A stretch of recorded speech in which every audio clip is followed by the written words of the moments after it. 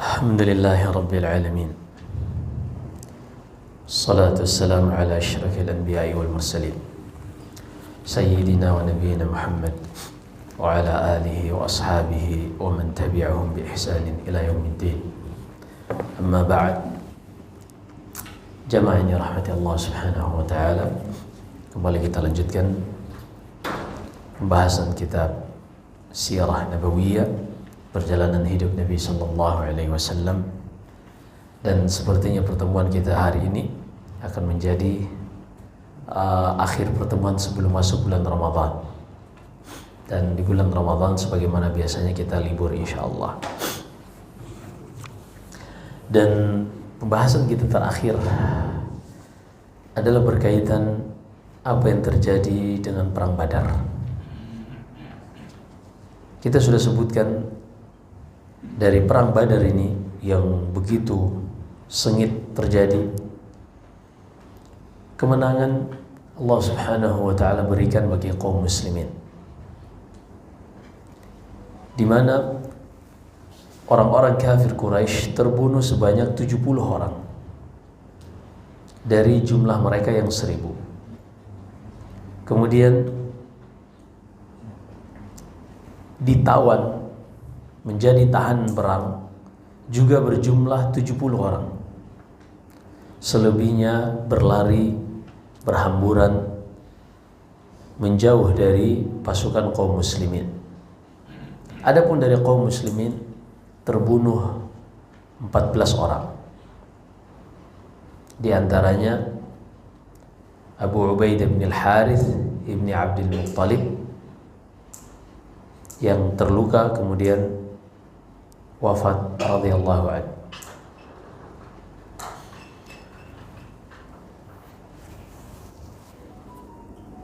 Dari 14 orang yang wafat, yang gugur mati syahid di perang Uhud ini, 6 orang dari kalangan muhajirin. Perang Badar. 6 orang dari kalangan muhajirin dan 8 orang dari kalangan Ansar. Kemudian perang ini masih menyisakan beberapa kisah yang luar biasa. Di antaranya yang disebutkan oleh Imam Al-Bukhari, diceritakan oleh Abdurrahman bin Auf tentang Abu Jahal. Bagaimana proses kematian Abu Jahal ketika pasukan Quraisy mulai terkocar-kacir. Abu Jahal seorang yang pemberani. Lalu tiba-tiba Abdurrahman bin Auf mendengarkan ada 2 anak muda. Yang satu mengatakan kepada yang lain, "Tahu enggak di mana Abu Jahal? Fa inni ukhbirtu annahu sabba Nabi sallallahu alaihi wasallam." Karena aku dengar Abu Jahal ini orang yang pernah menghina Rasulullah sallallahu alaihi wasallam. Aku ingin berikan pelajaran kepadanya. Ternyata teman dari anak muda ini juga mengatakan, aku pun ingin membalaskan Rasulullah sallallahu alaihi wasallam. Ketika Abdurrahman bin Auf mendengarkan kedua orang ini, ternyata beliau melihat tidak jauh ada Abu Jahal. Lalu Abdurrahman bin Auf mengatakan kepada kedua orang ini, itulah orang yang kalian cari. Maka keduanya pun bersegera dan langsung menghabisi Abu Jahal.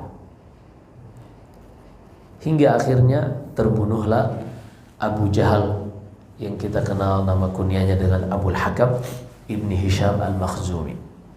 Terbunuh. Dan keduanya ini mendatangi Rasulullah sallallahu alaihi wasallam. Lalu Rasulullah bertanya, ayyukuma qatala? Siapa di antara kalian yang telah membunuh Abu Jahal? Maka masing-masing mengklaim bahwasanya dialah yang membunuhnya. Dan kita sudah sebutkan di antara aturan perang ada ghanimah, harta rampasan perang secara umum dan ada namanya as-salab. As-salab ini yaitu pedang atau baju besi, baju perang yang dipakai oleh seseorang. Maka kalau orang ini dibunuh, seperti misalnya dua sahabat tadi membunuh Abu Jahal, maka yang berhak untuk mendapatkan harta yang ada di badan musuh yang terbunuh ini adalah yang membunuhnya. Ini salah satunya, sehingga mereka mengatakan dan membela diri bahwasanya dialah yang membunuh Abu Jahal, karena di antara konsekuensinya dia akan mendapatkan salab atau harta yang ada pada musuh yang terbunuh tersebut. Akhirnya terbunuhlah Abu Jahal, dan dia termasuk orang-orang yang dimasukkan ke dalam qalib. Apa itu qalib? Jadi di sekitar Badar ini banyak mata air. Yang paling besar dikenal dengan Badar ini. Tapi di sekelilingnya ada sumur-sumur yang sebagiannya sudah kering. Sumur-sumur yang sudah kering inilah yang disebut dengan qalib. Orang-orang kafir Quraisy, mereka dimasukkan ke dalam sumur bekas ini. Dan kita sudah sebutkan, Rasulullah setelah selesai perang Badar ini, beliau tidak langsung pulang, tapi beliau menginap di situ 3 malam, hingga akhirnya ketika Rasulullah SAW hendak bertolak ke Madinah, beliau mengatakan berdiri di dekat Qalib, lalu memanggil satu-satu, ya Aba Jahl ibn Hisham, wa ya Utbah ibn Rabi'ah, wa ya Syaibah, wa ya Umayyah ibn Khalaf, hal wajadtum ma wa'adakum rabbukum haqqan, fa inni qad wajadtu ma wa'adani rabbi haqqan. Wahai Abu Jahal, wahai Utbah. Rasulullah sebutkan satu-satu petinggi Quraisy yang dahulu selalu menyakiti Rasulullah dan kaum muslimin di Mekah. Rasulullah mengatakan, apakah kalian sudah mendapatkan apa yang telah Allah janjikan untuk kalian? Karena aku telah mendapati apa yang telah Allah janjikan untukku, yaitu kemenangan dan kekalahan untuk kalian. Umar bin Al-Khattab mendengarkan Rasulullah berbicara seperti itu, beliau mengatakan, ya Rasulullah, tukallimuhum wa qad jifu. Wahai Rasulullah, engkau berbicara kepada mereka, padahal kan mereka sudah menjadi bangkai, bahkan sudah mulai membusuk jasad-jasad. Kata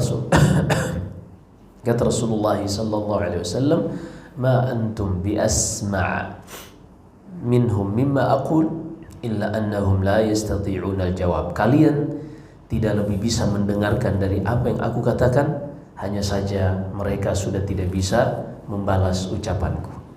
Allahu Akbar. Akhirnya setelah 3 malam Rasulullah berada di Badr, beliau pun bertolak untuk kembali ke Madinah. Yang sebelumnya Rasulullah telah mengutus Zaid bin Harithah dan juga seorang sahabat Ansar, tidak disebutkan namanya, untuk menyegerakan kabar gembira ini ke Madinah.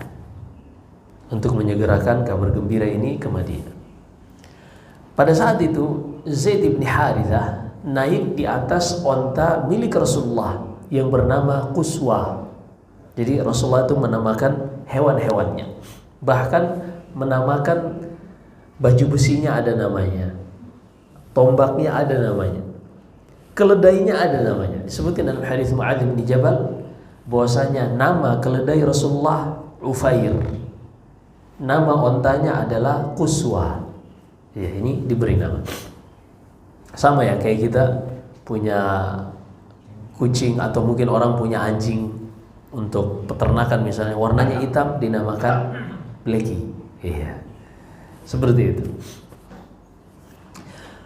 Ketika Zaid bin Harithah bersama seorang sahabat Ansar ini menuju Madinah, ternyata di kota Madinah telah disebarkan isu bahwasanya kaum muslimin kalah melawan orang-orang Quraisy dan Muhammad sallallahu alaihi wasallam telah terbunuh.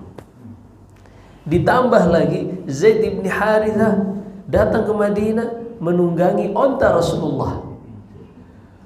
Langsung Abdullah bin Ubay bin Salul, pemimpin para munafik ini, mengatakan, tuh kan benar, itu Zaid bin Harithah, dia pulang sisa berdua, bahkan pemilik onta ini sudah tidak ikut pulang. Orang cocok logi. Lihat, tinggal ontanya yang pulang, pemiliknya sudah terbunuh. Sampai akhirnya Zaid bin Harithah memberikan kabar gembira kepada kaum muslimin bahwasanya Abu Jahal terbunuh, Utbah terbunuh, Umayyah terbunuh. Disebutkan petinggi-petinggi Quraisy yang bagi orang muhajirin ada kepuasan tersendiri. Kenapa? Orang-orang itulah yang dahulu menyakiti dan menindas kaum muslimin di Mekah. Ketika terbunuh, leganya luar biasa. Ya. Jadi ada orang-orang yang orang tuh ingin dia tuh mati gitu loh. Ada seperti itu, wal'iyadzubillah. Hingga akhirnya setelah 3 malam Rasulullah kembali ke Madinah. Ketika Zaid bin Harithah yang sampai duluan ke Madinah, beliau berjumpa dengan anaknya Usama bin Zaid yang ditugaskan oleh Rasulullah untuk tidak ikut ke perang Badar karena menemani Utsman bin Affan dalam merawat istrinya, anak dari Rasulullah, Ruqayyah bintu Muhammad sallallahu alaihi wasallam. Pada saat itu sakit keras. Hingga akhirnya kata Usama bin Zaid, ketika Zaid bin Harithah bersama sahabat Ansar tadi datang membawa kabar gembira, kami baru saja selesai dari mengubur anak Rasulullah sallallahu alaihi wasallam. Dan seperti itulah kehidupan. Seperti itulah kehidupan. Di satu sisi terkadang kita mendapatkan sesuatu yang membahagiakan kita, tapi di sisi lain kita harus bersabar terhadap ujian yang menimpa kita. Sehingga seorang penyair mengatakan, la tiba lil 'aishi ma damat munaghasatan ladzatuha biddikaril mauti wal haram. Juga seorang penyair Andalus mengatakan, hiyal umur kama syahadtuha duwalun man sarrahu zamanun sa'athu azmanu. Hari-hari yang bergulir ini adalah roda kehidupan yang berputar. Siapa saja yang mendapati dari perputaran roda ini kebahagiaan, maka dia harus siap-siap untuk menjumpai perputaran roda berikutnya kesedihan. Seperti itu saja. Siapa saja yang senang satu hari, maka dia harus mempersiapkan diri untuk kesusahan pada hari-hari berikutnya. Sebaliknya, siapa saja yang sedang menghadapi kesusahan, maka hendaklah dia bersabar dan mempersiapkan diri untuk menghadapi jalan keluar dan kebahagiaan setelahnya. Hidup hanya seperti itu. Allah berfirman dalam surat Al-Imran, wa tilkal ayyamu nudawiluha bainan nas. Itulah hari-hari yang kami pergulirkan di tengah-tengah manusia. Nah, kemudian di antara hal yang sangat luar biasa yang terjadi setelah perang Badar ini, ketika Rasulullah bersama sahabatnya pulang membawa 70 tahanan perang Badar, dibawa ke Madinah. Di antaranya ada Suhail bin Amr. Suhail bin Amr ini seorang khatibun mustad, seorang khatib ahli pidato di kalangan Quraisy.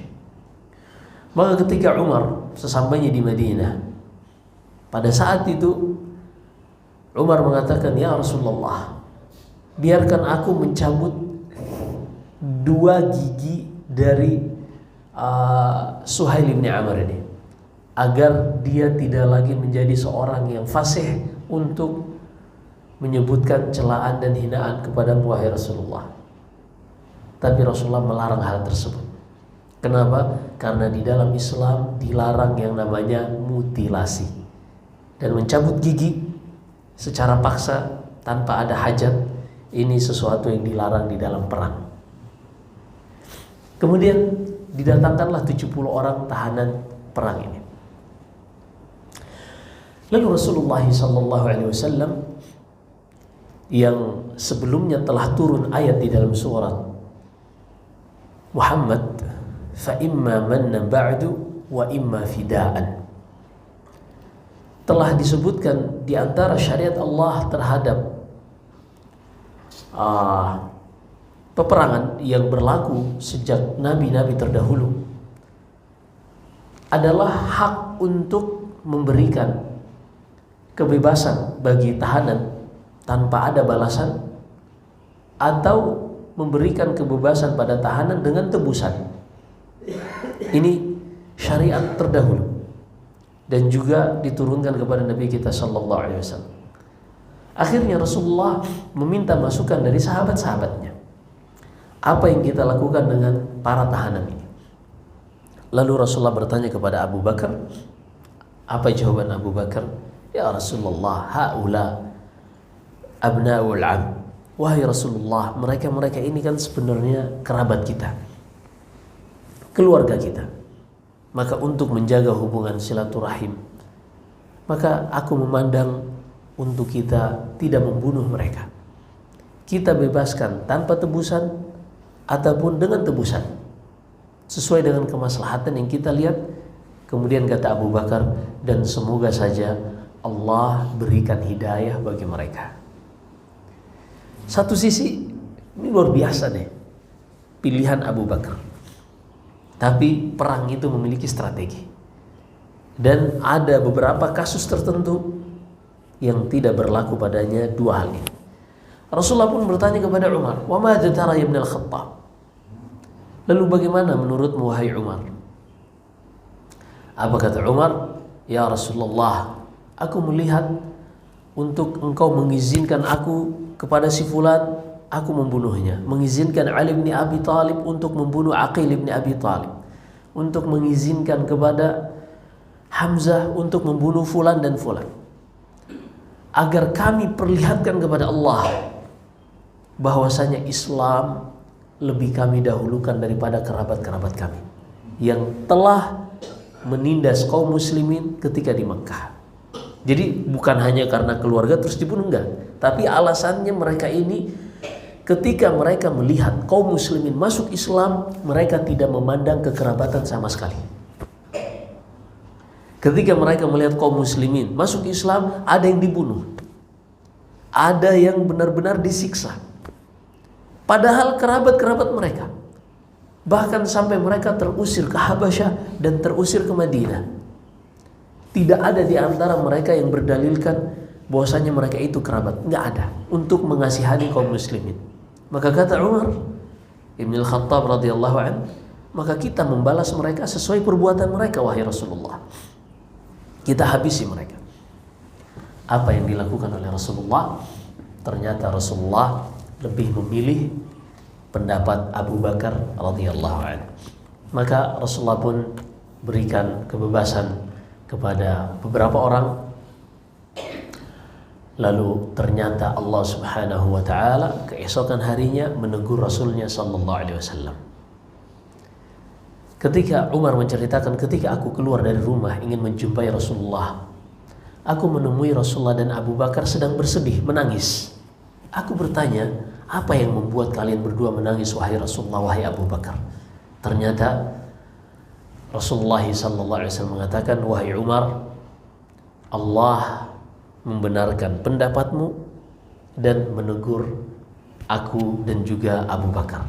Allah menurunkan firman-Nya di dalam surat Al-Anfal, "Ma kana li nabiyyin an yakuna lahu asra hatta yudkhina fil ard. Turiduna 'arada ad-dunya wallahu yuridul akhirah wallahu 'azizun hakim." Tidak pantas bagi seorang nabi untuk memiliki tawanan perang yang ia bebaskan dengan tebusan atau tanpa tebusan, sampai dia benar-benar menghabiskan seluruh kemampuannya untuk membunuh orang-orang kafir yang telah menghancurkan, yang telah menindas kaum muslimin. Di sini Islam ingin membedakan antara dua hal. Musuh di dalam peperangan yang musuh biasa saja dengan para penjahat perang. Jadi ada namanya penjahat perang. Penjahat perang ini seperti Netanyahu, ini penjahat perang dan orang-orang yang menolongnya. Bismillah, kita ucapkan ini tanpa ada samar-samar sama sekali. Penjahat perang yang seperti ini tidak boleh diberikan hak untuk dibebaskan walaupun dengan tebusan. Karena demikian dahulu hukum internasional pun mereka membedakan antara tentara yang ikut berperang dengan penjahat-penjahat perang. Penjahat perang ini tidak boleh dibiarkan karena mereka inilah yang paling menindas manusia, bahkan tidak memberikan hak kemanusiaan, hak dasar untuk hidup. Kita perhatikan yang terjadi di Gaza, bahkan yang disepakati oleh hukum internasional, rumah sakit harus dijaga, mereka bombardir. Anak-anak tidak boleh dibunuh, mereka membunuhinya. Para wanita tidak boleh dibunuh, mereka membantainya. Penjahat perang. Catatan-catatan yang seperti ini yang membuat mereka tidak boleh diberikan hak untuk dibebaskan walaupun dengan tebusan yang sebesar apapun. Maka ini yang Allah tegur kepada Rasulnya, tidak pantas untuk memberikan para penjahat-penjahat perang ini hak untuk mereka bebas sampai mereka benar-benar dibalas perbuatannya sebagaimana kejahatan dan kriminalitas yang mereka lakukan terhadap kaum muslimin. Jadi dibedakan dua hal tadi ya. Ada mujrimul harb, penjahat perang, dan ada hanya muharib, hanya tentara biasa. Nah, di antara, karena memang sudah terlanjur Rasulullah memberikan sebagian dibebaskan dengan tebusan. Ada yang tebusannya 4.000 dirham, ada yang 3.000, ada yang 1.000, ada yang gak punya harta sama sekali dan keluarganya tidak bisa membantunya untuk menebusnya. Maka Rasulullah memiliki sebuah strategi, dikarenakan orang-orang yang ditahan ini sebagian di antara mereka bisa membaca dan bisa menulis, sementara penduduk Ansar mereka kebanyakannya tidak bisa membaca dan tidak bisa menulis. Maka Rasulullah jadikan sebagai tebusan yang bisa membaca dan menulis ini, dia harus mengajari anak-anak Ansar membaca dan menulis. Dia baru bisa bebas kalau anak-anak Ansar sudah bisa membaca dan menulis. Iya. Ini strategi yang luar biasa. Di antara kisah yang sangat luar biasa yang terjadi ketika pembebasan para tawanan ini, di antara tawanan ini ada seorang yang bernama Abul As ibn Rabi'. Abul As ibn Rabi' ini suami dari Zainab bintu Rasulullah sallallahu alaihi wasallam. Artinya menantu Rasulullah. Tapi Rasulullah sebagaimana sahabat-sahabat yang lain, mereka ini adalah musuh yang dahulu menindas kaum muslimin. Walaupun Abul As tidak pernah menyakiti Rasulullah, hanya saja keberpihakannya bersama orang-orang musyrikin dan dia musyrik pada saat itu. Zainab yang ada di Mekah, beliau pun mengirimkan tebusan untuk membebaskan suaminya.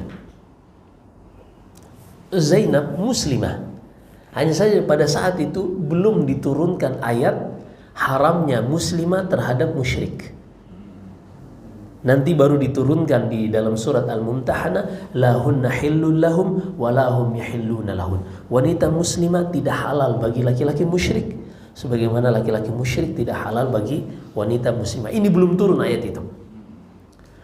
Maka Rasulullah masih menjaga status antara Zainab dengan suaminya, ini masih suami istri. Maka Zainab pun dari Mekah mengirimkan tebusannya untuk membebaskan suaminya Abul As. Apa yang dikirimkan oleh Zainab? Ternyata yang dikirimkan oleh Zainab adalah gelang yang dahulu menjadi perhiasan yang diberikan oleh ibunya Khadijah untuk malam pertama dengan Abul As ini. Ketika Rasulullah melihat dari tumpukan tebusan ini, ada benda yang beliau kenal, yang membuat beliau teringat kembali dengan Khadijah. Dan Rasulullah ini seorang suami yang sangat setia, luar biasa. Dan beliau tidak pernah melupakan Khadijah. Bahkan disebutkan dalam hadis Aisyah, suatu saat Aisyah yang mendengarkan Rasulullah terus memuji-muji Khadijah, Aisyah pun keceplosan mengatakan, hasbuka biha ya Rasulullah. Wahai Rasulullah, udahlah, cukuplah dengan wanita yang sudah tua, yang sudah meninggalkan engkau. Allah sudah gantikan bagimu dengan wanita yang masih muda, yang lebih baik. Yang ia maksud adalah dirinya Aisyah. Langsung Rasulullah murka, marah dengan mengatakan, di saat orang-orang mendustakan aku, dialah yang membenarkan aku. Di saat orang-orang menahan hartanya dariku, dialah yang menyerahkan seluruh hartanya untuk membantu dakwahku.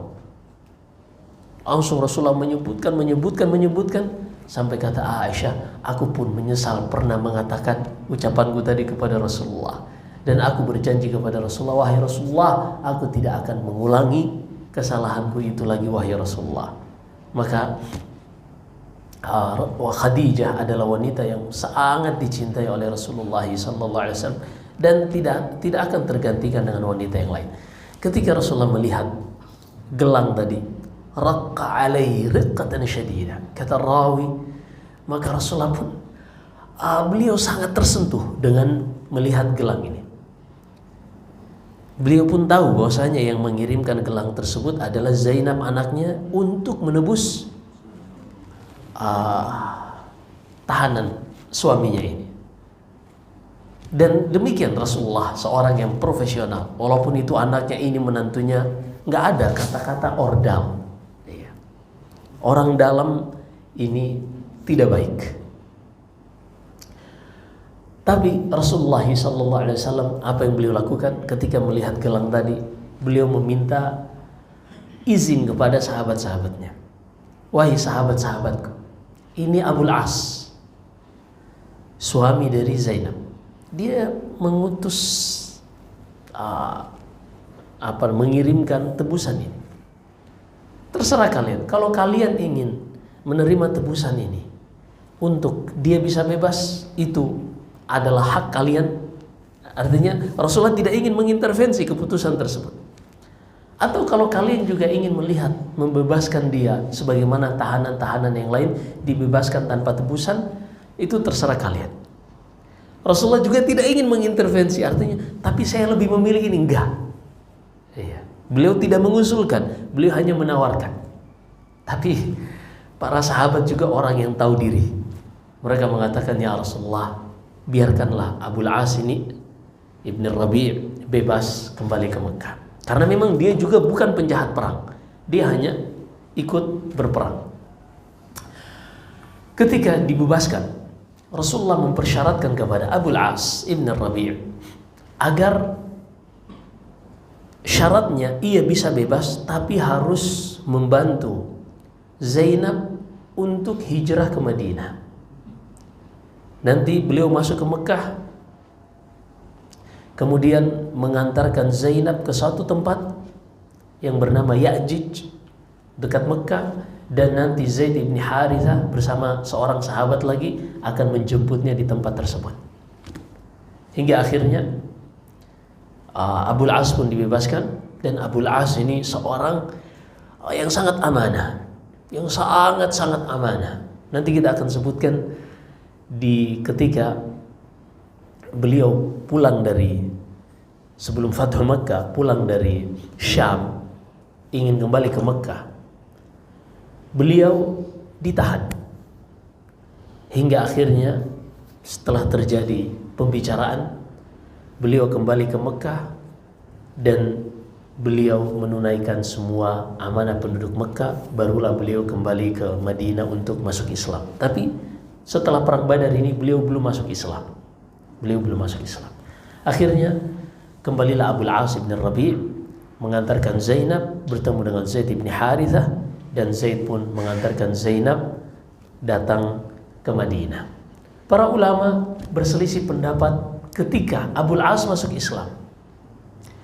Apakah Rasulullah mengembalikan Abul As kepada Zainab dengan nikah yang pertama, ataukah nikah yang baru? Ini ada perbedaan pendapat, kita sebutkan pada tempatnya insyaallah ta'ala. Baik, ini masih banyak cerita tentang perang Badar, tapi kita tutup sampai di situ. Kita akan lanjutkan dengan setelah Badar menuju kepada perang Uhud. Ya, karena perang Badar terjadi di akhir-akhir tahun kedua, Ramadan bulan 9, nanti akan masuk Syawal, Dzulqa'dah, Dzulhijjah, lalu masuk Muharram, masuk tahun ketiga. Ini persiapan untuk perang Uhud. Di antara masa setelah perang Badar ini menuju ke perang Uhud, ada suatu kisah yang disebutkan oleh Ibnu Hisham di dalam sirahnya, yaitu ketika orang-orang Quraisy, pembicaraan di antara mereka selalu mengenang tentang petinggi-petinggi mereka yang terbunuh pada perang Badar. Suatu saat Safwan ibni Umayyah ibni Khalaf, ini anak dari Umayyah ibni Khalaf yang terbunuh pada perang Badar. Safwan ibni Umayyah ini suatu saat berbincang-bincang dengan seorang yang bernama Umair ibni Wahab al-Jumahi. Safwan mengatakan, hidup sepeninggal petinggi-petinggi kita ini seperti orang yang kehilangan arah, seperti anak ayam yang kehilangan induk. Sepertinya nggak ada lagi kenikmatan yang bisa kita rasakan setelah meninggalnya mereka. Ini kata Safwan. Lalu berkata Umair ibni Wahab al-Jumahi, betul wahai Safwan, sepertinya kita nggak bisa lagi hidup setelah mereka. Hilang kebahagiaan hidup setelah mereka. Dan aku sendiri, kalau bukan karena utang yang melilitku, yang aku tidak sanggup bayar, dan juga keluargaku yang aku khawatirkan nafkahnya, niscaya aku akan ke Madinah dan aku akan membunuh langsung Muhammad sallallahu alaihi wasallam. Artinya ini luar biasa ya, orang musyrik tapi memiliki sifat amanah yang kesyirikannya tidak menghalanginya untuk tetap menjadi seorang yang amanah. Dia memiliki utang yang harus dia bayarkan. Kalau dia datang langsung ingin membunuh Rasulullah, otomatis dia akan dibunuh juga, dan dia masih memiliki utang yang belum ia bayar, yang merupakan tanggung jawabnya. Ini musyrik, tetap tanggung jawab untuk bayar utang.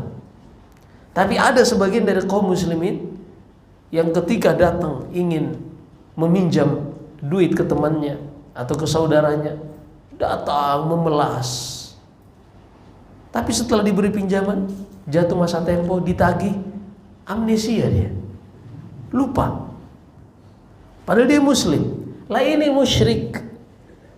Dia berusaha untuk, walaupun utang yang melilitnya dia sudah tidak sanggup bayar, dia tetap berusaha untuk membayarnya.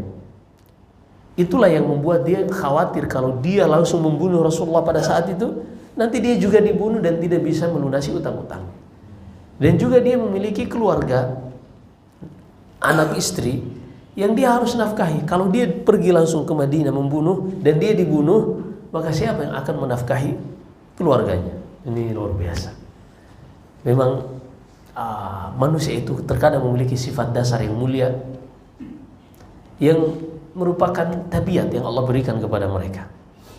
Karena memang Islam ini datang bukan untuk mengajari manusia tentang akhlak dari dasar, bukan, tapi untuk menyempurnakan akhlak manusia. Nabi SAW bersabda, bu'ithu liutammima makarimal akhlak. Aku diutus untuk menyempurnakan akhlak yang mulia di tengah-tengah manusia. Apa yang diucapkan oleh Umair ibn Wahab al-Jumahi ini langsung disambut oleh Safwan ibn Umayyah. Apa kata Safwan ibn Umayyah? Ad-dainu alaih wa ahluka ma'a ahli. Wahai Umair, kalau memang engkau seperti itu, maka enggak usah khawatir. Jika engkau siap berangkat ke Madinah untuk membunuh Rasulullah dan memuaskan penduduk Mekah, maka utangmu siap aku tanggung, dan keluargamu bersama keluargaku. Gak usah takut, selama keluargaku masih makan, keluargamu aku pastikan juga bisa makan. Tapi silakan berangkat ke Madinah dan buatlah penduduk Mekah bergembira. Sangat senang, Umair bin Wahab pun senang, dan Safwan pun lebih senang lagi, karena dendam untuk ayahnya akan terbalas, dan juga adiknya Abdullah bin Umayyah bin Khalaf juga terbalas. Pulanglah Umair ini ke rumahnya, dan dia menyiapkan pedang terbaiknya, memerintahkan untuk diasah agar tajam. Setelah itu ia juga mempersiapkan kendaraan terbaiknya, kuda atau keledai. Setelah semuanya dipersiapkan, ia pun berjalan menuju ke Madinah.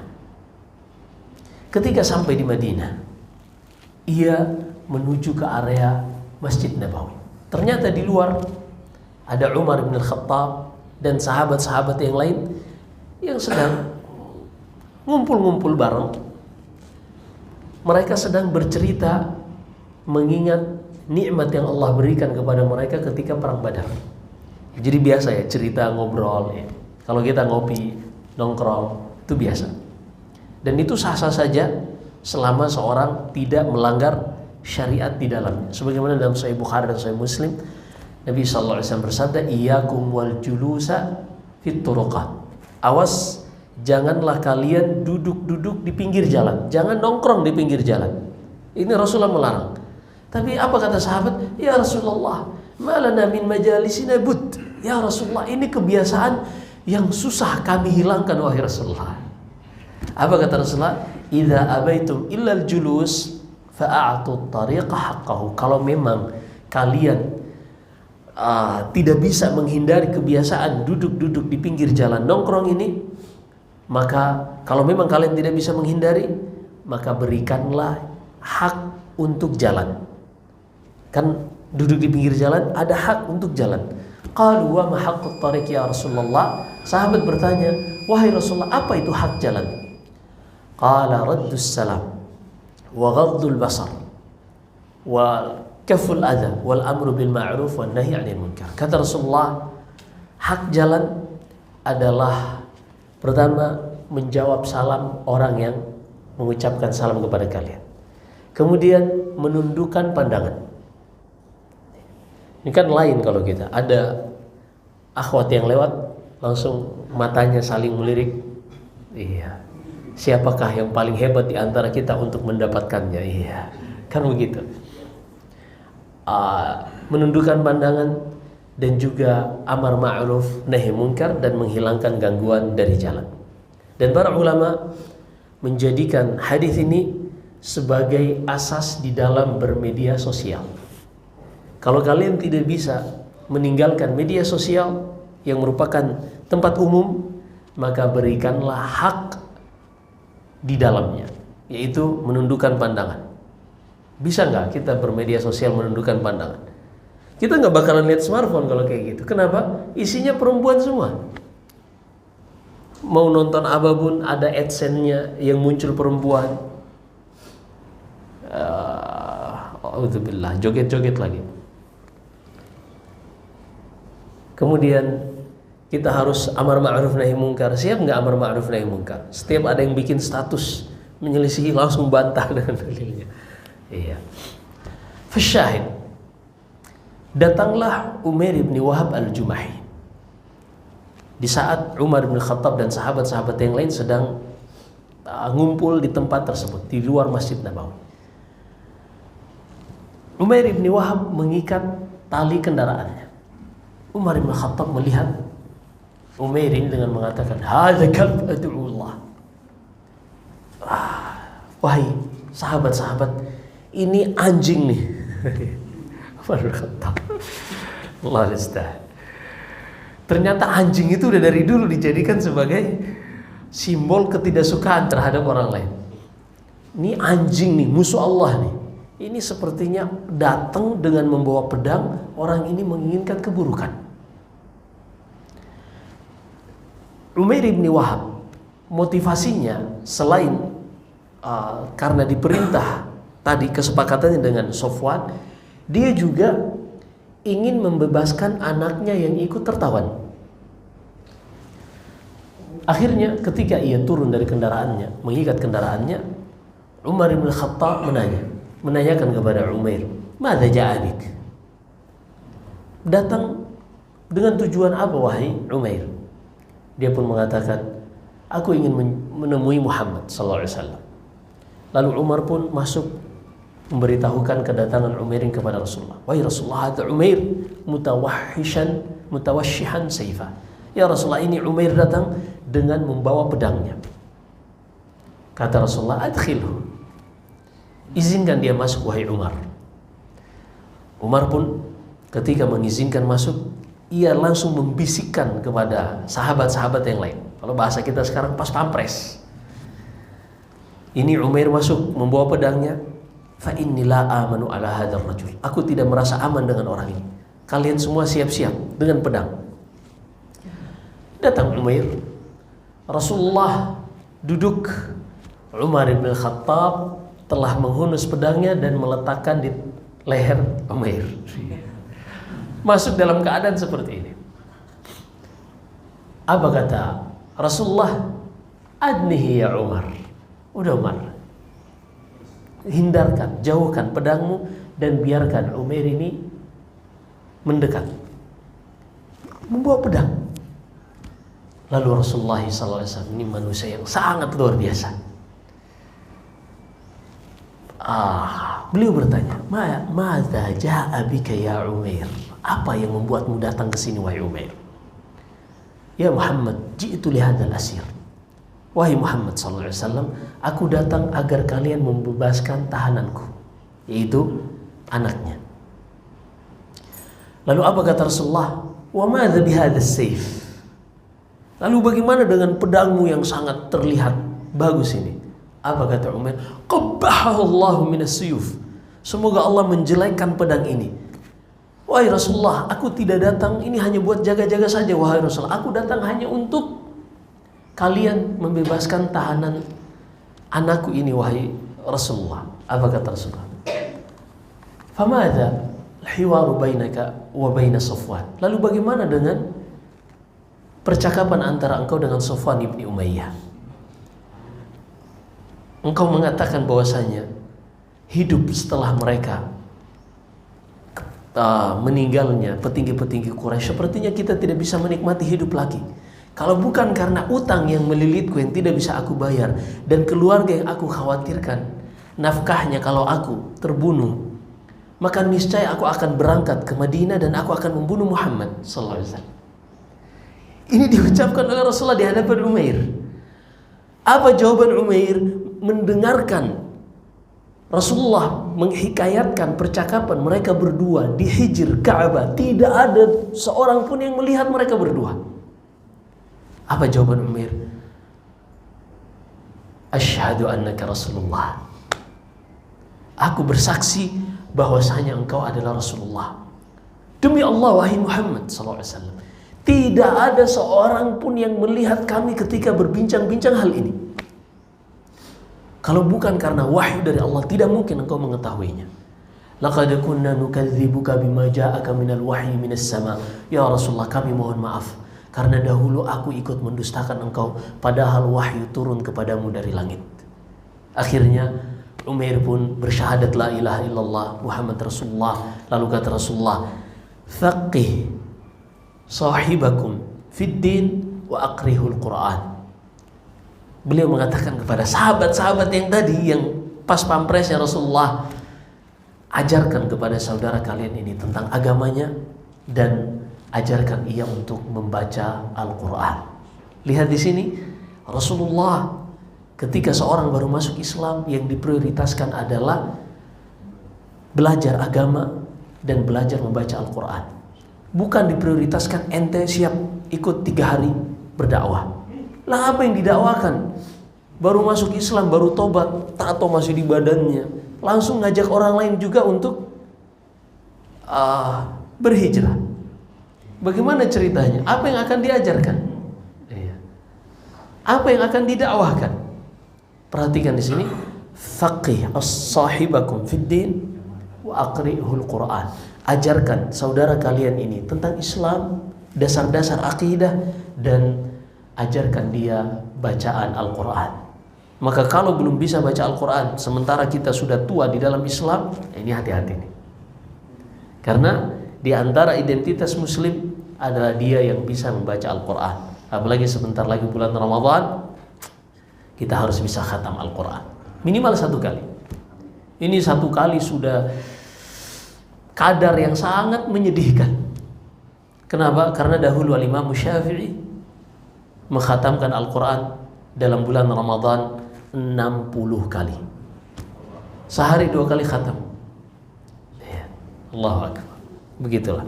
Fasyahid, akhirnya Umair ibni Wahab al-Jumahi, beliau pun tinggal sesaat di Madinah, belajar tentang Islam. Sofwan di Mekah, dia sudah menyebarkan, tenang, sebentar lagi kita akan mendengarkan kabar yang sangat menggembirakan. Sofwan hingga akhirnya datang. Jadi Sofwan ini setiap hari menunggu ada orang datang dari Madinah membawa kabar gembira bahwasanya Muhammad telah terbunuh sallallahu alaihi wasallam. Tiap hari. Dan dia menyebarkan ke penduduk Mekah, udah tenang, sebentar lagi akan datang kabar gembira yang membuat kalian melupakan kisah pilu dan kisah sedih pada perang Badar. Datang berita, datang seorang lalu bertanya, wahai fulan, bagaimana dengan Umair ibni Wahab? Orang ini ternyata tahu kondisi Umair ibni Wahab. Dia mengatakan Umair ibni Wahab masuk Islam dan menjadi sahabat Rasul di Madinah. Apa kata Sofwan? Aduh, ternyata gua di prank nih sama dia nih. Akhirnya dia pun mengatakan, wallahi la ukallimuha abadan, demi Allah aku tidak akan pernah lagi berteman dan berbicara kepada Umair ini. Tapi Umair, alhamdulillah, utang udah dilunasi. Utang udah lunas, masuk Islam pula. Akhirnya ia pun kembali ke Mekah dan dia menjadi utusan Rasulullah di Mekah, menyebarkan Islam, dan banyak yang masuk Islam melalui Umair ibn Wahab al-Jumahi. Di antara yang diucapkan Umair ibn Wahab ketika dia mendengarkan Rasulullah menghikayatkan percakapan ia dengan Sofwan ibn Umayyah, apa kata Umair? Alhamdulillahilladzi hadani lihada wasaqani hadzal masaq. Alhamdulillah, aku bersyukur kepada Allah wahai Rasulullah yang telah memberikan aku jalan ke sini dan membimbingku untuk datang ke tempat ini, walaupun dengan cara yang kontradiksi dengan apa yang aku dapatkan. Demikianlah kalau Allah Subhanahu wa ta'ala sudah menetapkan suatu perkara, seorang yang akan mendapatkan hidayah, maka orang ini akan sampai kepada hidayah tersebut walaupun datang dengan keadaan yang bertentangan dengan hidayah. Sebagaimana kisah Umar bin Khattab juga kita sudah sebutkan, orang yang datang menjumpai Rasulullah untuk membunuh Rasulullah, tapi menjadi orang yang paling membela Rasulullah sallallahu alaihi wasallam. Demikianlah, maka kita jangan pernah pesimis untuk meminta hidayah dari Allah. Apapun keadaan kita, mungkin kita melihat diri kita terlalu kotor untuk mendapatkan hidayah itu, untuk menjadi seorang yang hidupnya berganti antara Al-Quran, kemudian mengamalkan sunnah, kemudian mengamalkan Al-Quran, mengamalkan sunnah. Kalau kita lihat kehidupan kita saat ini, mungkin kita terlalu jauh untuk kehidupan seperti itu. Tapi jangan pernah pesimis, karena hidayah itu di tangan Allah Subhanahu wa ta'ala. Dan hati manusia, hati yang lemah, sangat mudah Allah untuk membolak-balikannya. Dan dialah Allah subhanahu wa ta'ala kalau menginginkan kepada hambanya, karena mengetahui kejujuran di dalam hati hamba tersebut, niscaya Allah akan bimbing hati yang jujur ini untuk sampai kepada hidayah. Dengannya hamba tersebut akan diberi taufik untuk melakukan amal saleh, kemudian ia diwafatkan di atas amal saleh tersebut. Dalam hadits Abu Hurairah, Nabi sallallahu alaihi wasallam bersabda, "Idza arada Allahu bi'abdin khairan ista'malah." Jika Allah subhanahu wa ta'ala menginginkan kebaikan bagi seorang hamba, Allah akan gunakan hamba tersebut. Sahabat bertanya, "Wa kaifa ista'malahu ya Rasulullah?" Bagaimana Allah menggunakan hamba itu wahai Rasulullah? Kata Rasulullah, "Yuwaffiquhu lil a'mali salihati qabla al-maut." Allah akan berikan taufik dan hidayah bagi hamba tersebut untuk melakukan amal saleh sebelum kematiannya, kemudian ia diwafatkan di atas hal tersebut. Apapun masa lalunya, sehitam apapun kisah yang pernah ia lewati, sebelum ia hijrah, segelap apapun kehidupan, sebesar apapun maksiat yang ia lakukan, termasuk kesyirikan dan kekufuran, kalau memang ada kejujuran di dalam hatinya, Allah akan bimbing hamba ini untuk melakukan amalan saleh, dan di akhir penghujung kehidupannya, usianya akan ditutup dengan amal saleh tersebut. Dan itulah yang disebut dengan husnul khatimah. Nabi sallallahu alaihi wasallam bersabda dalam Sahih Bukhari, "Innamal a'malu bil khawatim." Yang dilihat dari amalan seseorang itu adalah pada penghujung amalan tersebut, bukan di tengah atau di awalnya. Maka kita saat ini sedang mencoba untuk menata kehidupan kita, banyak belajar dari setiap hari yang kita lewati dalam rangka mempersiapkan akhir terbaik dari kehidupan kita. Maka kalau kita tidak mendapati hari esok kita lebih baik dari hari ini dan hari kemarin, maka segera menangis. Karena hari baru yang kita dapati, ini kan sebenarnya anak-anak tangga yang mengantarkan kita semakin dekat kepada garis finish kehidupan kita. Sementara kita dituntut untuk menutup kehidupan ini dengan amalan terbaik. Maka kalau kita tidak mendapati hari yang baru menjadikan kita lebih baik, maka segera kita menangis. Sebelum menangis itu tidak ada manfaatnya. Kalau kita menangis hari ini yang mengarahkan kita untuk berubah dan menjadi manusia yang lebih baik, maka itulah yang terindah dibanding kita menangis di saat tangisan sudah tidak bermanfaat lagi. Apalagi kalau yang menangisi kita adalah keluarga dan kerabat kita, sudah tidak ada manfaat.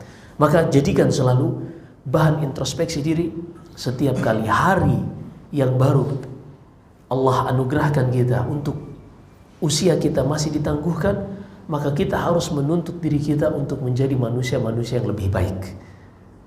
Agar ketika kita menjadikan ini sebagai standar checklist hidup kita, sesuai SOP kita setiap hari masuk, apakah kita sudah menambah ketaatan, mengurangi dosa dan maksiat. Kalau belum, segera introspeksi diri agar kita semua bisa menuju kepada penutup dan akhir dari usia yang terbaik. Wallahu a'lam. Ini yang bisa kita sampaikan. Berikutnya kita akan masuk pada beberapa perang. Jadi sebelum perang Uhud itu ada beberapa perang, di antaranya Ghazwatus Sawiq dan selainnya. Ada juga Al-Qudr, yang mana ini tidak terjadi pertemuan pasukan. Hanya saja seperti yang sebelumnya, pencegatan dari pasukan ini terjadi, tapi tidak terjadi secara langsung kontak fisik. Kita akan sebutkan insyaallah setelah bulan Ramadan. Semoga Allah Subhanahu wa taala memberikan kesehatan kepada kita, menganugerahkan ketaatan di hari-hari kita, dan semoga Allah Subhanahu wa taala mengizinkan kita berjumpa dengan bulan Ramadan dan memberikan kita kemudahan untuk melakukan ketaatan-ketaatan di bulan Ramadan. Di antaranya kita bisa menghatamkan Al-Quran minimal 3 kali. Minimal 3 kali. Bismillah. Jadi setiap 10 hari khatam sekali. Setiap 10 hari khatam 1 kali. Karena kan Ramadan sebelumnya 1 kali kan. Ramadan sebelumnya kita khatam paling 1 kali. Sementara Ramadan tahun ini mana yang lebih mendekatkan kita kepada akhir usia? Ramadan tahun ini atau Ramadan tahun lalu? Harus meningkat tahun ini berarti. Kan seperti itu tadi kita pelajari. Kalau tahun lalu cuma sekali, tahun ini minimal 3 kali. Ustaz, emang nggak bisa 2 kali? Itu kan giliran ketaatan ditawar terus. 3 kali bismillah. Iya, karena kita nggak tahu kan apakah yang 1446 kita masih berjumpa dengan Ramadan atau tidak. Disebutkan Ibnu Rajab Al-Hanbali dalam kitabnya Lataiful Ma'arif dari Al-Mu'alla bin Al-Fadl, kanu yas'aluna Allah bulugha Ramadan 6 ashhur qabla maji'i Ramadan. Dahulu para salaf, para ulama yang benar-benar mengetahui keutamaan Ramadan ini 6 bulan sebelum datang Ramadan, mereka sudah meminta kepada Allah agar diizinkan berjumpa dengan Ramadan. Nah, kita tinggal beberapa hari lagi. Ini sudah masuk 20 atau 21 Ramadan. Sebentar lagi. Maka semoga Allah Subhanahu wa taala menjaga kita di atas ketaatan kepadanya, menjumpai Ramadan dan bisa melakukan banyak ketaatan-ketaatan di bulan Ramadan. Kita harus meningkat.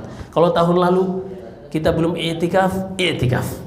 Kalau tahun lalu kita masih sibuk dengan kerja, ya kita coba kurangi sedikit-sedikit. Kerja dapat, tapi juga ketaatan-ketaatan di bulan Ramadan dapat. Kalau tahun-tahun lalu kita cutinya untuk mungkin berlibur healing ke sini dan ke situ, bahkan ada yang ke Eropa. Tahun ini cutinya di 10 hari terakhir Ramadan untuk i'tikaf. Masya Allah, luar biasa seperti itu. Kalau yang pensiun gak usah tanya. Harusnya semakin baik insya Allah ketaatannya di bulan Ramadan. Demikian yang bisa kita sampaikan. Cukup ya, udah lewat. Ada pertanyaan? Oh, 1. Kalau boleh 1. Setelah tadi ditutup kisah Badar, tapi yang saya belum dengar kok kisahnya ini yang Allah abadikan di dalam Al-Quran. Idh antum bil udwati dunya. Iya. Al-An'am. Abu Lahab kok nggak ada? Abu Lahab. Iya. Yang itu yang memusuhi Islam. Berarti beliau nggak hadir ya waktu itu ya. Kita ceritakan ya. Waktu Al-Haysaman ini jadi gini. Ketika perang Badar, kaum muslimin menang. Rasulullah mengutus Zaid bin Harithah dan seorang sahabat untuk berikan kabar gembira ke Madinah. Penduduk Mekah 70 terbunuh, 70 ditahan dan selebihnya berhamburan. Yang paling cepat sampai ke Mekah bernama Al-Haysaman. Ketika itu pun ia datang menjumpai orang-orang Mekah, di antaranya ada beberapa yang sudah masuk Islam tapi masih menyembunyikan keislamannya. Ada cerita dengan Ummul Fadl, istri dari Al-Abbas bin Abdul Muttalib.